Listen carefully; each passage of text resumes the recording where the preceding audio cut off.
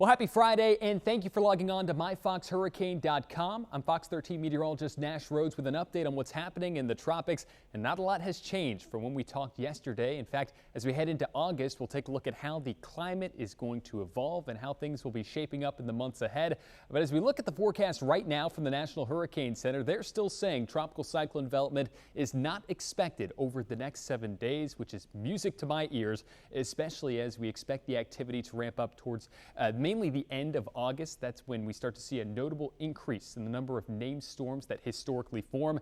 This is the heat map for August tropical origins. Notice the Gulf becomes a little bit more active, but also off the east coast of the United States. Those tropical waves we've been watching over the past few weeks tend to have a better chance to push all the way across the Atlantic and possibly develop into tropical storms or hurricanes as they get into the warmer waters a little bit closer to us.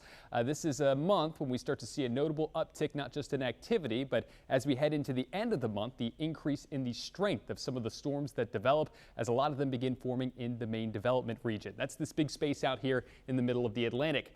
At the moment, Saharan dust is dominating this area. That's drier air encompassed with this dust swept off the coast of Africa by powerful trade winds and now engulfing the tropical wave we were keeping an eye on for the past few days. They're just passing through and north of the Lesser Antilles. I'm going to get a closer look here into some of these islands where you can see some of that Saharan dust is now having at least mild impacts with the local weather conditions here.